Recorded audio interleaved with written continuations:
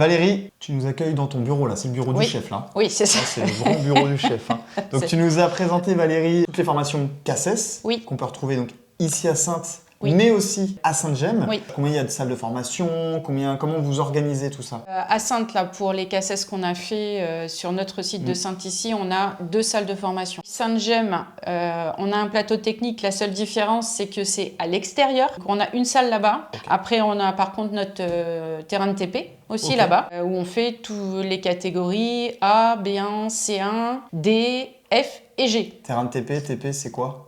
Travaux publics. Merci. Et alors les catégories, je suppose que là non plus... Ah là non, mais moi non. Je t'ai donné des lettres oui, tout à fait. qui correspondent à chacun un engin. Les catégories que je t'ai citées font partie de la recommandation R482 engins de chantier. Donc tu as le A, ça va être tout ce qui sera les mini-engins. Le B1, ça sera la pelle de plus de 6 tonnes. C1, c'est chargeuse plus de 6 tonnes et tractopelle. Le D, c'est les gros cylindres. Le F, c'est les télescopes. Et après, on a la catégorie G. Alors ça, la catégorie G, c'est le travail hors production, on appelle ça. C'est-à-dire qu'on va apprendre à conduire 2 engins, un à chenille, un à roue. C'est super bien expliqué pour le coup. Il y a toutes les catégories de véhicules.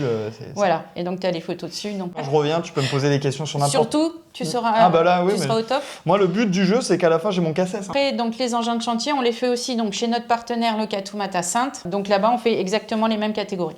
Et on a une salle de formation là-bas dédiée à ça. Alors, on a démarré au départ, on n'était que 2 gérants. Aujourd'hui, on a 4 salariés. Un 5e qui va arriver en début d'année prochaine. On a donc 4 salles de formation en Charente-Maritime, sur 2 sites. Ça fait quand même pas mal de logistique à organiser. Hein. Un petit peu. 2 centres, 4 salles de formation, un nombre de CACES à passer, un nombre d'apprenants à peu près de combien? 1823 en 2024. Waouh. On est content. Ah bah ouais, c'est chouette. 1800 en 2024.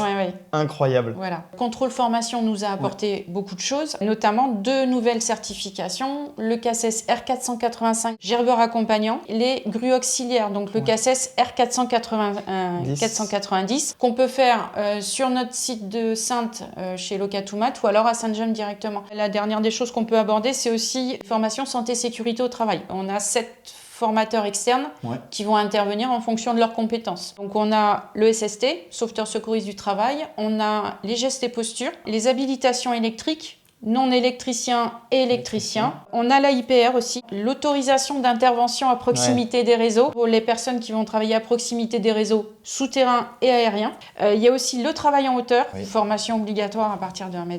L'échafaudage aussi, donc montage, démontage, utilisation. On a plein de typologies différentes de clients. On a le BTP, le TP, donc les travaux publics aussi. On va passer par la tonnellerie, la grande distribution, des entreprises de maintenance, des métalliers. On est éligible au CPF. Et on a également aussi beaucoup d'agences d'intérim avec lesquelles on travaille. Et bah Valérie, merci beaucoup. Et puis à très bientôt. Et à bientôt.